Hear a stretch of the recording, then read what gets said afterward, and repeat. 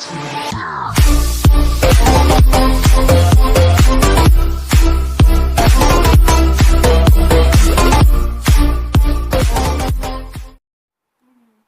à tous, aujourd'hui on se retrouve pour l'analyse du film Vaiana, la légende du bout du monde. Premier point, les références Disney.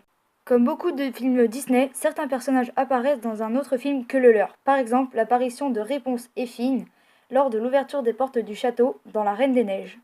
Dans Vaiana, on y retrouve plusieurs références à La Reine des Neiges. Au début du film, lorsque la folle du village, la grand-mère de Vaiana, raconte l'histoire de leurs ancêtres, le père arrive en disant qu'il n'y a pas de monstre. Celui-ci fait un geste brusque et déploie les peintures des monstres.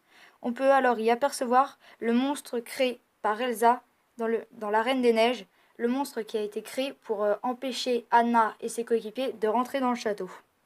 Après, un peu plus tard dans le film, lors de la chanson du crabe, Maui récupère son hameçon sur le dos de celui-ci et fait plusieurs tentatives de transformation. Il va se transformer en divers animaux, dont Sven, le célèbre cerf de Christophe. Un peu plus tôt dans le film, Vaiana atterrit sur l'île de Maui. Avant son réveil, elle est recouverte de sable et est complètement enterrée. Dès qu'elle se réveille, elle se redresse et fait les mêmes gestes que Anna pour enlever le sable qu'elle a sur son visage. À la différence d'Anna, par contre, qui, elle, enlève la neige qu'elle a sur son visage après avoir été enterrée dans de la neige. Évidemment, les apparitions dans Vaiana sont plus nombreuses que ça. Second point, pour les hommes. Lors de la chanson Pour les hommes que Maui chante pour annoncer ses super exploits titanesques, il dit avoir fait plusieurs choses complètement fausses. Premièrement, Maui dit avoir posé les îles sur l'océan. Sauf qu'au début du film, pendant que la grand-mère raconte la légende, on voit bien et il est dit que c'est Tefiti qui a fait apparaître les îles et c'est elle qui a donné la vie.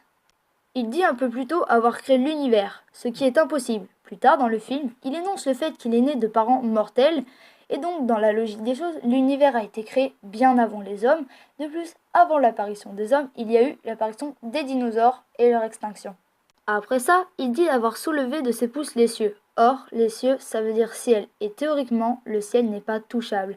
Le bleu du ciel est provoqué par le reflètement des rayons du soleil sur la couche d'ozone, lui donnant sa couleur. Le ciel serait donc composé de nuages, d'air et d'autres gaz, il est donc intouchable.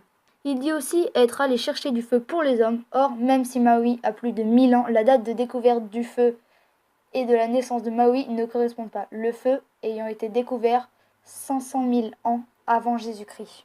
Il énonce le fait qu'il ait attrapé le soleil au lasso, ce qui est impossible étant donné que tout ce qui approche le soleil brûle et se désintègre. De plus, nous galérons à envoyer un robot sur Mars, alors envoyer un lasso proche du soleil, c'est juste impossible.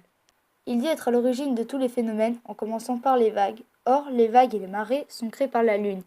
Il dit aussi être à l'origine des fleurs, mais on remarque qu'à la fin du film, c'est Tefiti qui rend la vie et qui remet la végétation sur toutes les îles. Donc voilà l'analyse complète de la chanson Pour les hommes. On remarque d'ailleurs que Maui, comme le crabe Tamatoa, a un ego surdimensionnel.